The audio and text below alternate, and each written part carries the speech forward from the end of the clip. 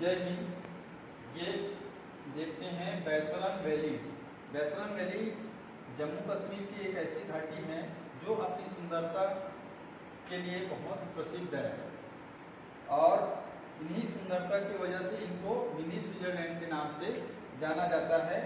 और यहाँ भारत के अन्य अनेक राज्यों से बहुत सारे पर्यटक यहाँ पर्यटन के लिए आते हैं और ये इसमें बरसात ठंड के दिनों में यहाँ बर्फ का एक चादर फैल जाता है और इन दिनों में यहाँ हरियाली छाई रहती है। जैसे बर्फ जो ठंडी के दिनों में बर्फ छाए हुए यहाँ बहुत बड़े चोटियाँ भी हैं, इधर चोटियाँ भी हैं।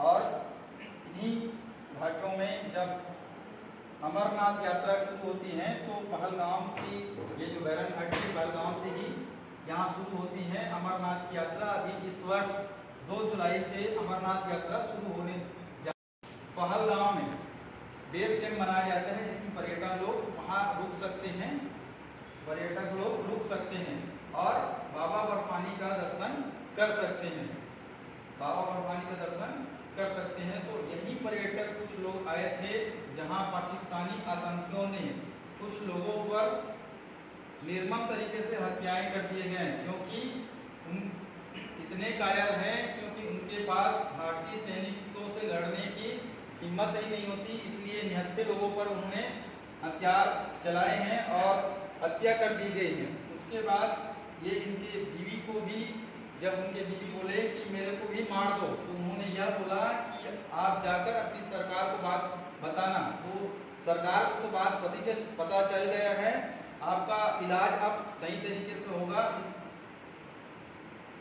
और ये इसके शादी कुछ दिन पहले शादियां हुई थी जो कि कुछ दिन बाद इनको मृत्यु हो गई और इनके बच्चे भी मारे गए हैं, इनके पति मारे गए हैं, इनके पति मारे गए हैं, ये जवान भी मारे गए हैं। इस तरह से लगभग 28 लोगों की हत्या पाकिस्तानी आतंकवादियों ने कर दिया है। ये पाकिस्तान के प्रधानमंत्री जो जेल में घुट रहे हैं किसकी वजह से, क्योंकि इसके जो सरगना माने पाकिस्तान के सेना प्रमुख जिन्होंने इसको जेल में भिजवा दिया है। पाकिस्तान के सेना प्रमुख जो सबसे बड़े चोट्टा हैं वो विदेशों में अपना फंडिंग करके पाकिस्तान को खोखला बना दिए हैं और पाकिस्तान के लोगों को, नौजवानों को हथियार थमा रहे हैं ताकि वो भारत के लोगों को हथियार सप्लाई करके हत्या कर सके।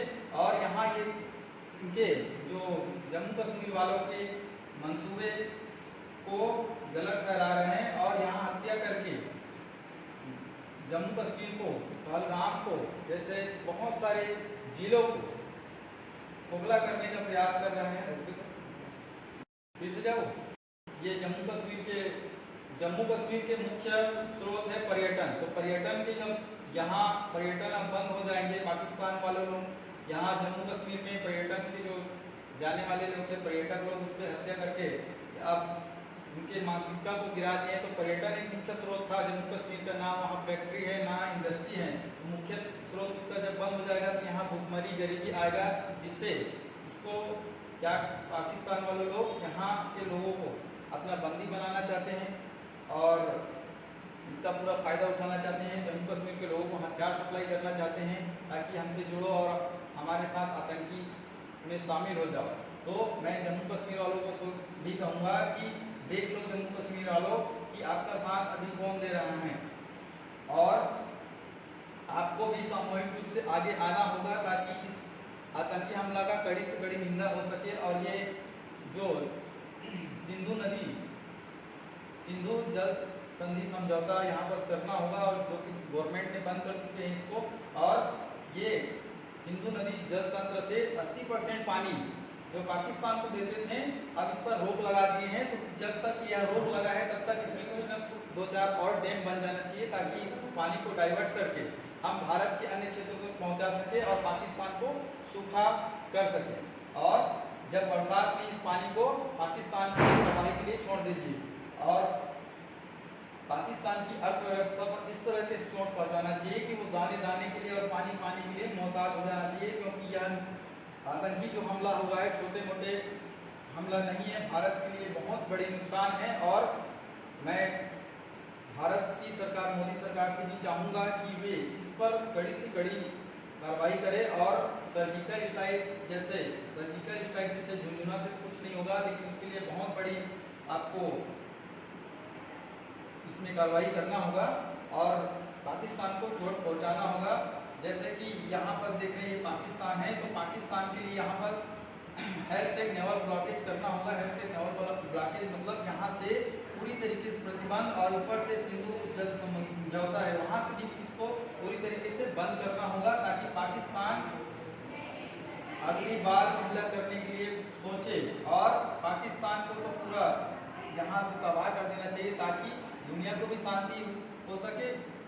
दुनिया शांति नहीं होगा तो कम से कम एशिया में शांति फैली रहेगी, एशिया में शांति बनी रहेगी। जिस तरह से इस पाकिस्तान हमले में जिस तरह के हमारे लोग सामूहिक रूप से आगे आ रहे हैं, कैंडल मार्च कर रहे हैं, या आप सबको आगे आना होगा इस तरह से, ताकि यह विरोध पाकिस्तान के हर शहर में, इस्लामाबाद, कराची जैसे शहरों में जाए और इसका विरोध का पता चले और इसकी कड़ी से कड़ी निंदा हो।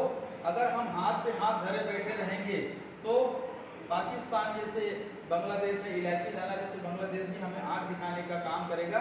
तो मैं चाहूँगा, मैं शिक्षा जगत से जुड़ा हूँ, तो मेरे सभी शिक्षकों से निवेदन है कि आप भी आगे आइए और इसका विरोध कीजिए। और मेरे जो बच्चे हैं, स्टूडेंट हैं, उनसे भी चाहूँगा कि आप सब भी आगे आए और इसका कड़ी से कड़ी निंदा करके हम अपनी बात और इसको हम क्या श्रद्धांजलि दे, किसी के बेटे मरे, किसी के पति मरे, उसको क्या श्रद्धांजलि दे।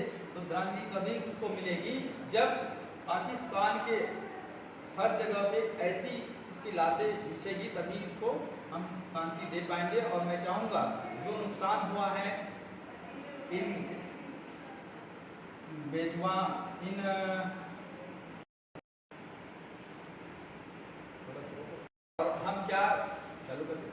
और हम क्या श्रद्धांजलि दे सकते हैं। अब इन बेगुनाहों का जो नुकसान हुआ है, तो मैं गवर्नमेंट से चाहूँगा कि उनको भी कुछ आर्थिक मदद करे और इनको जो नुकसान पहुँचाया है उसको कड़ी से कड़ी सजा देकर उनको श्रद्धांजलि अर्पित करने का प्रयास करें। आगे क्या होगा, आगे जानेंगे, आगे की